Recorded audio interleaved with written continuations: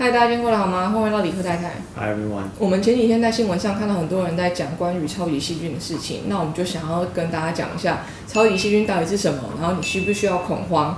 然后第二点就是我们要讲一下抗生素到底是什么，然后怎么样算是滥用，还有抗生素跟细菌的关系。那我们今天就由南加大药学博士叫我们来稍微解释一下全部的东西吧。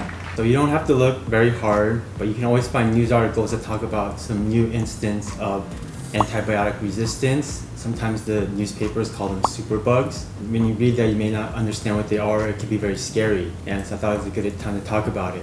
Recently, I saw a news article within the last few weeks about how in places without access to medical care, people will just overly use antibiotics rampantly, and this leads to a lot of resistant bacteria, which are hard to kill. Another news article was about a microorganism in nursing homes and hospitals that were crops that were really hard to kill, and they weren't sure how to deal with them. It led to the death of several patients who had an infection. And when I was in college, there was a story about a college football player who was in close proximity with other athletes, and they shared their gym equipment, contracted MRSA. It was a very hard to kill infection, and he ended up dying from it. Also, as a PSA, there are gyms and places where people work out in close proximity are an easy way to spread bacteria, so practice good hygiene, wipe down your gym equipment, wash your hands. Don't eat all of them. You're eating all of them. No. Because we want to talk about how does the use of antibiotics lead to resistance, what happens, and what can we do to prevent it. So the story of antibiotics goes back to the early 20th century. Penicillin. Yeah, penicillin. Professor named Alexander Fleming by accident discovered a compound called penicillin that was able to kill off certain bacteria and infection. And this was actually a huge discovery because now we had something that could fight off infections. What people in the general public seem to know less about is that a few years after that, when he discovered penicillin, we started discovering resistant bacteria that could not be killed by penicillin. And this seems to be the story of infectious disease treatment. We come up with a new drug, eventually there's a resistant bacteria, and the fear that is in the medical community is that over time, we may eventually run out of antibiotics, and there will be very hard to treat bacteria that will kill people. How about vancomycin? Okay, yeah, that's an interesting story. So going back to MRSA, when we first discovered MRSA, it was this bacteria, methicillin-resistant Staphylococcus aureus, meaning that it was resistant to penicillin, and a lot of the antibiotics derived from penicillin, we call them beta-lactams. And we really only had a few options, really only vancomycin to treat MRSA. The scary thing would be if the MRSA developed a resistance to vancomycin, we really wouldn't have many options after that. Luckily, we eventually developed another drug, linezolid. After that, there were some isolated cases of resistance to linezolid, repeating this cycle where we find something, resistance happens, and we kind of have to strategize what do we do next. Yeah, so I used to tell this joke that antibiotics are like the polar ice caps. They won't be here when I retire. 我记得我在国中的时候，老师有教过我们，就是刚刚讲那个 vancomycin 万古抗生素，然后就那时候发明的时候，就好像是一个，你如果需要用到那个，你基本上可能离死亡没有很远了。但是就细菌就是不断的在变异的关系，所以它也发展出了抗药性。我上一次看有个科学期刊，它有说盘古现在已经到了第3代了，攻击细菌的3个重要的系统，你就算可以变异的话，你也没有办法全部3个都一起变异好。就算你变异2个，你可能还会死在其中1个。那目前这个东西还在做动物实验当中，然后听说它效用是比上一代好25000倍，但是还没有到人体实验，所以谁都不知道。So I came up with a crash course in understanding how antibiotics lead to bacterial resistance using gummy bears. 所以这样接下来要用小熊软糖来解释细菌的抗药性，真的是太有趣了。Stop eating my props.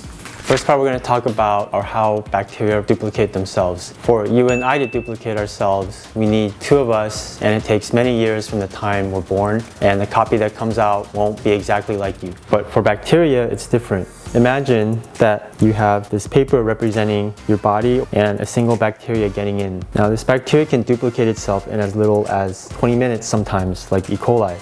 So within 20 minutes, you get 2, and then within 40 minutes, you get 4, and then within an hour, you get 8. So within a single hour, you can go from 1 to 8, exponential growth. Each bacteria is exactly the same, but imagine doing this many times over across many different people with bacteria living all over the world. Eventually, you'll make a mistake. You may get something like this, where you have a new bacteria that's slightly different and maybe a couple different bacteria mixed in with the original bacteria. Now, this process sort of happens naturally. It's just part of how bacteria replicate. Imagine that you have a lot of bacteria in your body and you start feeling sick. So you take an antibiotic and start killing off the gummy bears. The problem is that maybe one of these mutants, let's say the green one, can't be killed by me. And so that's the first part. The second part of this is that once you're done with the antibiotic, the green one may still be there. And so eventually the green one makes a copy of itself and then more copies of itself. Eventually you may be infected with the bacteria that is completely untreatable by the antibiotic. In a way, this process happens naturally. It's sort of inevitable that mutations happen. Not mutants like the X-Men, but just a mutation where a gummy bear or bacteria comes out just slightly differently than the next one, and it just happens to be resistant. But imagine once you start adding in overuse of antibiotics, taking antibiotics inappropriately, this process happens much faster. It speeds up, and imagine all the people across the world taking antibiotics. Eventually, it's sort of inevitably going to cause a resistant strain of bacteria. 我们在台湾看医生的时候，医生通常可能如果抗生素的话，他就是给你开一个周期，可能3天或者是7天之类的。如果我们有感觉比较好的话，我们还要继续吃那个抗生素吗？ Finish all your antibiotics. If the doctor gives you a course of 3 days or 7 days or however long it is, don't stop taking it once you feel better. Make sure you finish the entire course. I've actually seen patients who will save some for the next time they get sick so they can save themselves a trip to the doctor's office. 所以啦，其实超级细菌可怕的地方，不是说它有100%致死率，因为它也没有，可能5-6成吧。它可怕的地方是，如果你一般生病，那些常用的抗生素杀不死它，它可能有办法抵抗超过3种常见的抗生素，所以就会让医生觉得非常的头痛。We can talk about with another gummy bear demonstration what happens when you don't finish your antibiotics. If you get a course of antibiotics and you don't finish them because you start feeling better and you have some left over. So the actual process of antibiotic resistance, or sometimes intermediate susceptibility, meaning bacteria that are harder to kill but not impossible to kill. So imagine this is your body with many different types of bacteria. It's the same strain, but there's mutants. There's certain ones that are not as easily killed by the antibiotic. And so what happens is that on day 1, you take your antibiotic, you kill off most of them. Let's say the red ones are the easiest to kill. And by day 2 and 3, you've killed off even more. And so these are the next tasty ones, so they're easier to kill. And then by day 4 or so, you feel better. You take your last dose of antibiotic, but you still have one left over. Now, maybe the antibiotic will eventually kill this, but if you stop taking it before, you sort of leave this very hard to kill bacteria behind. And we know what happens, then it'll start copying itself. And you'll be infected with a very hard to kill infection.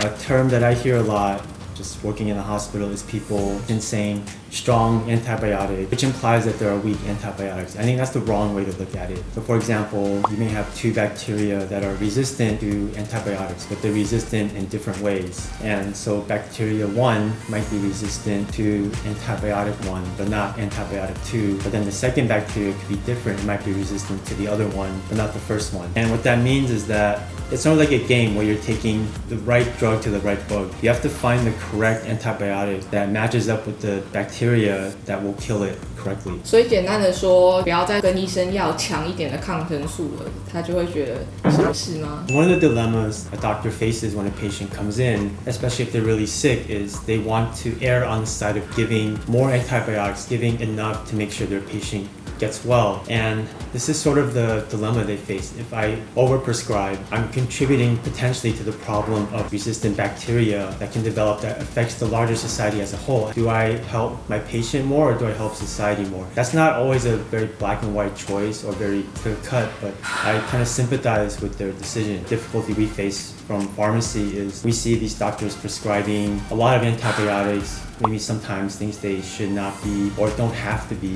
and having this discussion like maybe this patient can get by with just only 1 instead of 2 or 3 antibiotics, or changing the antibiotics. I'm just telling this to help people who are kind of on the other side understand what is happening in the background. How do we best treat the patient, but also how do we prevent more antibiotic resistance? And this is a theme in medicine that happens a lot. This last part, we just kind of talk about what can be done to either slow down or stop the development of antibiotic resistance. There are a lot of people in the medical field working very hard on something called antibiotic stewardship, but what can you out in the general public do? The first one is that you really should only take antibiotics under a doctor's supervision. I know that seems common sense, but in America there's this joke amongst certain populations that I work with. Let's say when you get sick, just go to TJ, which is Tijuana. It's a city in Mexico.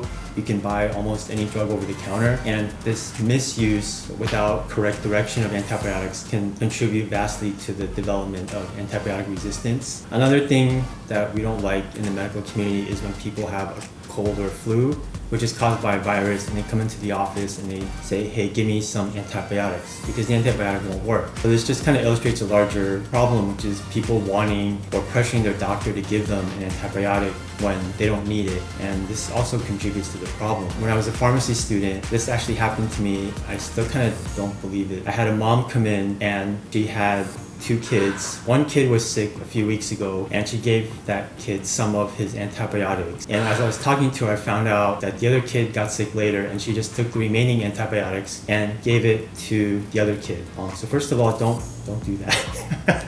That's not good. And the last thing I just want to emphasize is in your daily life, good hygiene. So washing your hands before you eat, wiping down gym equipment, just doing things you can to prevent infection will always help slow down the development of antibiotic resistance. 好啊，让我们一起携手来减缓细菌的抗药性吧。那今天就这样啦。如果你喜欢我的影片的话，就麻烦在留言分享。如果你还没订阅的话，就帮我订阅一下。谢谢收看，我们下次见。其实讲抗药性根本不需要小熊软糖的，他根本就是因为自己爱吃，所以才在那边用这个东西。